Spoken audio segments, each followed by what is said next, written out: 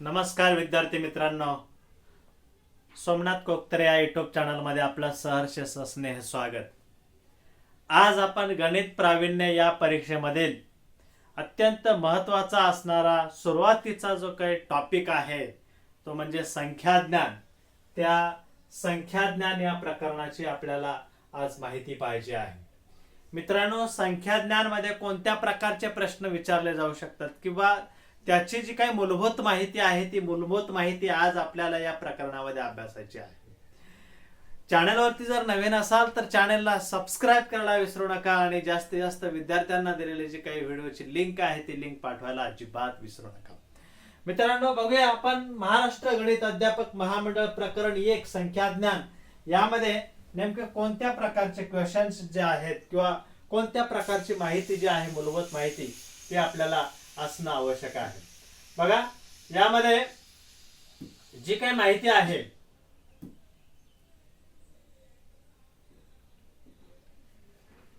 त्यातला पहिला भाग जो आहे तो म्हणजे संख्याज्ञान, नैसर्गिक संख्या।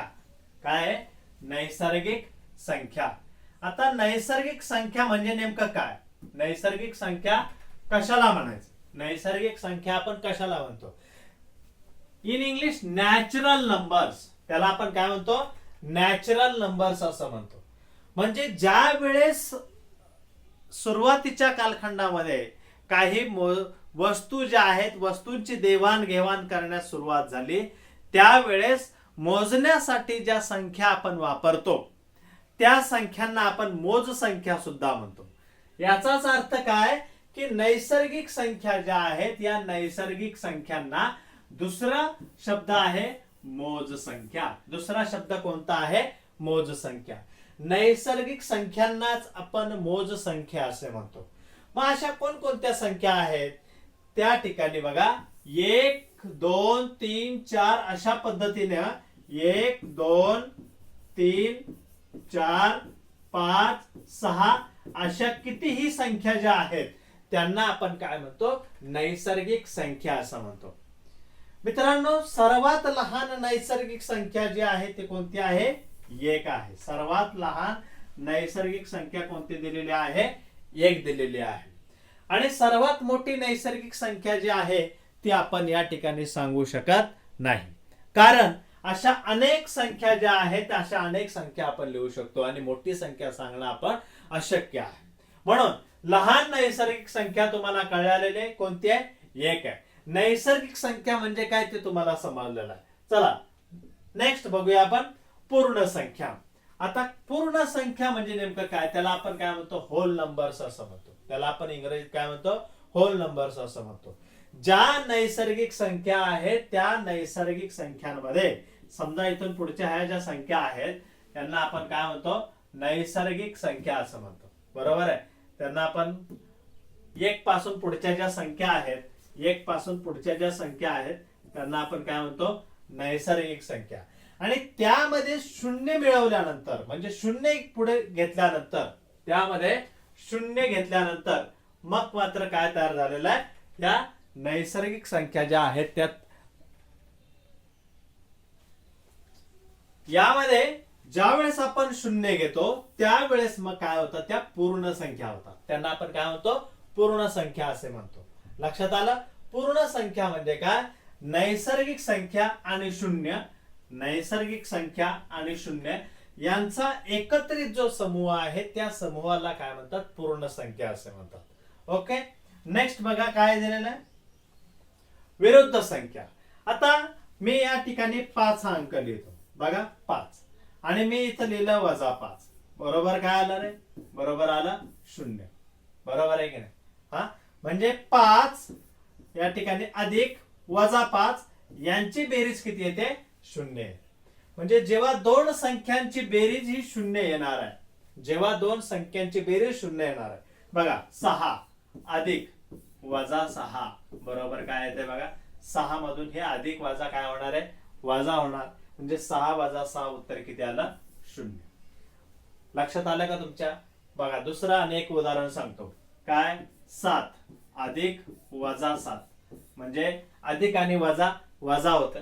7 मधून 7 गेले, उत्तर किती आलेलं आहे? 0 आलेलं आहे। उत्तर किती येत आहे? 0 येत आहे. म्हणजे या ठिकाणी लक्षात घ्या की ज्या काही विरुद्ध संख्या आहेत त्या दोन संख्यांची बेरीज किती येणार आहे? 0 येणार आहे. जेव्हा दोन संख्यांची बेरीज 0 असते तेव्हा त्या संख्यांना एकमेकींच्या विरुद्ध संख्या असे म्हणतात. Okay, do you understand? Yes. Next बघा काय दिलेलं आहे. अजूनही जर मित्रांनो व्हिडिओला लाईक केलेलं नसेल किंवा चॅनलला सबस्क्राईब केलं नसेल तर चॅनलला जरूर सबस्क्राईब करा. जास्तीत जास्त विद्यार्थ्यांना शेअर करा, कारण चॅनलला सबस्क्राईब केला की तुम्हाला नवीन नवीन व्हिडिओ जे आहे ते पाहायला मिळतील. यामध्ये पुढचा पॉइंट आहे धनसंख्या, पॉझिटिव्ह नंबर्स. नेक्स्ट पॉइंट काय आहे? Positive numbers. आता पॉझिटिव्ह नंबर्स म्हणजे काय किंवा धनसंख्या म्हणजे नेमकं काय? तर शून्यापेक्षा मोठ्या संख्यांना आपण काय म्हणतो? धनसंख्या असे म्हणतो. शून्यापेक्षा ज्या काही मोठ्या संख्या आहेत त्यांना आपण काय म्हणतो? धनसंख्या असे म्हणतो. म्हणजे बघा, +1 +2 +3 +4 +5 +6 ह्या ज्या संख्या आहेत या सर्व संख्यांना काय म्हणतात? धनसंख्या असे म्हणतात. धनसंख्या म्हणजे काय की प्लस, अधिक. ओके, आता बघा आपण काय करतो, इथं 5 लिहितो, त्यानंतर 6 लिहितो, 7 लिहितो. याच्या पुढे एक चिन्ह असते, ते म्हणजे कोणतं? अधिकचे चिन्ह असते. ते मात्र तुम्हाला दिसत नाही, परंतु त्या ठिकाणी ते चिन्ह असते. अशा संख्यांना आपण काय म्हणूया? धनसंख्या म्हणूया. त्यांना आपण काय म्हणतो? धनसंख्या असं म्हणतो. लक्षात आलं? त्या संख्यांना काय म्हणायचं? धनसंख्या असं म्हणायचं. ओके, नेक्स्ट बघा, ऋणसंख्या. ऋणसंख्या म्हणजे नेमकं काय? ऋणसंख्या कशाला म्हणायचं? आता धनसंख्यांच्या विरुद्ध संख्या ज्या आहेत त्यांना आपण ऋणसंख्या म्हणतो. म्हणजे इथं दिलेलं बघा, शून्यापेक्षा लहान संख्यांना काय म्हणतात? ऋणसंख्या असं म्हणतात. शून्यापेक्षा लहान ज्या संख्या आहेत त्या कशा दाखवतात? समजा आपण कधी कधी म्हणतो ना की मायनस मध्ये तापमान आहे, -2 -3 -4 -6 यामध्ये तापमान आहे. म्हणजे ते कसं आपण दाखवतो बघा, -2 -3 -5 -6 -8 या पद्धतीने आपण दाखवतो. निगेटिव्ह नंबर्स याला आपण काय म्हणतो? निगेटिव्ह नंबर्स असं म्हणतो. म्हणजे शून्यापेक्षा लहान संख्यांना ऋणसंख्या म्हणतात. आता मग प्रश्न राहिला शून्याचा. प्रश्न कोणता राहिलेला आहे? शून्याचा. शून्य नेमकं काय आहे? शून्य नेमका काय आहे? लक्षात घ्या, शून्य जो आहे हा धन पूर्णांकही नाही आणि ऋण पूर्णांकही नाही. शून्य हा धनही नाही आणि ऋणही नाही, कॉन्स्टंट आहे, स्थिर आहे. शून्य हा धनही नाही आणि ऋणही नाही. लक्षात आलं? Positive numbers and negative numbers म्हणजे काय, धनसंख्या म्हणजे काय आणि ऋणसंख्या म्हणजे काय. या संख्यांचं वाचन आपण कसं करतो? धन 6 किंवा +6 असं आपण म्हणतो. इतर ऋण संख्याला काय म्हणतो? ऋण 80 म्हणतो. इतर ऋण 5 म्हणतो, ऋण 3 म्हणतो, ऋण 2 म्हणतो. या पद्धतीने यांचं वाचन देखील आपण करत असतो. मित्रांनो, नेक्स्ट पॉइंट काय आहे बघूया. बघा, पूर्णांक संख्या. काय आहे? पूर्णांक संख्या म्हणजे नेमकं काय? पूर्णांक संख्या नेमका कशाला म्हणायचं? पूर्णांक संख्या. पूर्णांक संख्या म्हणजे काय? आता पूर्णांक संख्यामध्ये कोणकोणत्या संख्यांचा समावेश होतो बघा. नैसर्गिक संख्या ज्या आहेत या नैसर्गिक संख्या समूहांचा समावेश, नैसर्गिक संख्या ज्या आहेत त्या सर्व नैसर्गिक संख्यांचा समूह. ओके, त्यानंतर पूर्ण संख्या, त्यानंतर पूर्ण संख्या. ओके, आणि त्याच्यानंतर मग धनसंख्या, धनसंख्या, त्याचबरोबर ऋणसंख्या. या सर्वांचा जो समूह आहे, या सर्वांचा समूह जो आहे या समूहाला काय म्हणतात? तर पूर्णांक संख्या असं म्हणतात. लक्षात आलं का? कशाला म्हणायचं पूर्णांक संख्या? -3, -3, -4, -1 या सर्व पूर्णांक संख्या आहेत.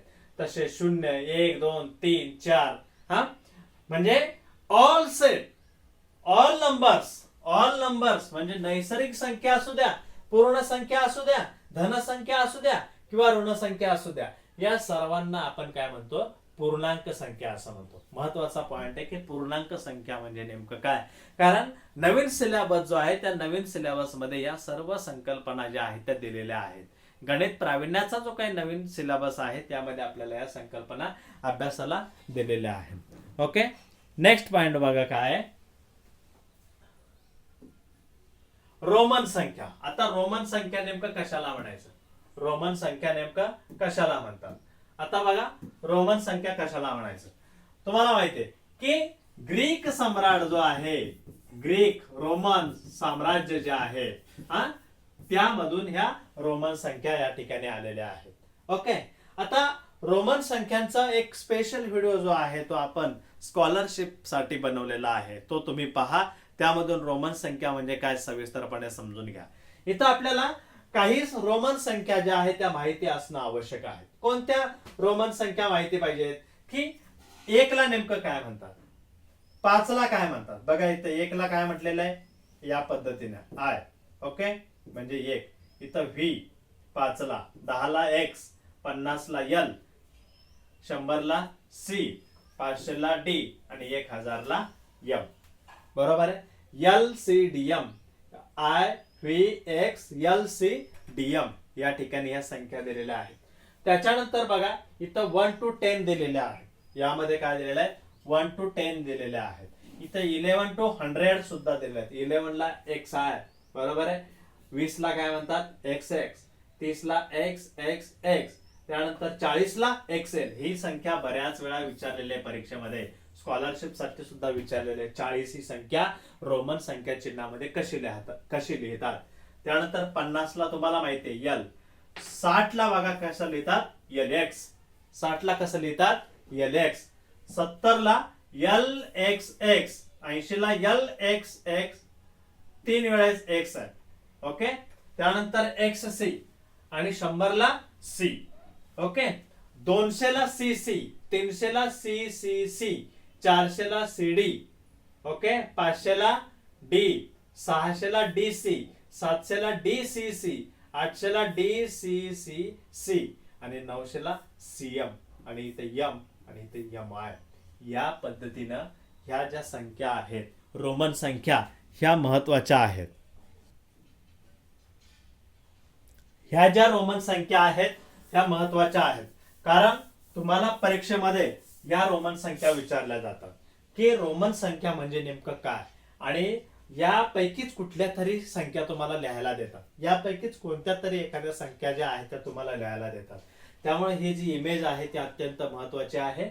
या पद्धतीनं आपण संख्या ज्ञान म्हणजे नेमकं काय या प्रकरणाची पूर्णपणे आपण माहिती पाहिलेली आहे. संख्या ज्ञान नेमकं कशाला म्हणायचं, पूर्णांक संख्या म्हणजे नेमकं काय, धन संख्या म्हणजे काय, ऋण संख्या म्हणजे काय, त्याचबरोबर विरुद्ध संख्या म्हणजे काय आणि पूर्ण संख्या म्हणजे काय, त्याचबरोबर नैसर्गिक संख्या नेमकं कशाला म्हणायचं, या सर्वांचं माहिती जी आहे ती आपण पाहिलेली आहे. तुम्हाला जर याचा स्क्रीनशॉट घ्यायचा असेल तर टप्प्याटप्प्यानं तुम्ही त्याचा स्क्रीनशॉट घ्या. ती जी माहिती आहे ती माहिती लिहून ठेवा. मित्रांनो, संख्या ज्ञान वरती साधारणतः 1 ते 2 साधारणतः प्रश्न जे आहेत ते विचारले जातात. साधारणतः 2 प्रश्न जे आहेत ते जर विचारले तर तुम्हाला साधारणतः 4 मार्क जे आहेत ते त्या ठिकाणी मिळणार आहेत. आणि गणित प्रज्ञा प्रावीण्य परीक्षेमध्ये तुम्हाला सविस्तर उत्तर लिहायला लागणार आहे, पायरी पायरीने उत्तर लिहायला लागणार आहे. ओके, याच्यानंतरचा नेक्स्ट व्हिडिओ जो आहे तो नेक्स्ट व्हिडिओ मी लवकरच अपलोड करणार आहे. तुम्हाला याच्या पुढचे जे काही स्वाध्याय आहेत ते स्वाध्याय देखील सोडवून दिले जाणार आहेत. ओके, हा, तर चॅनलवरती जर नवीन असाल मित्रांनो तर चॅनल सबस्क्राईब करायला मात्र अजिबात विसरू नका. आणि जास्तीत जास्त विद्यार्थ्यांना ही जी लिंक आहे ती शेअर करा. तुमच्या काही कमेंट्स असतील तर त्या कमेंट बॉक्समध्ये टाईप करा.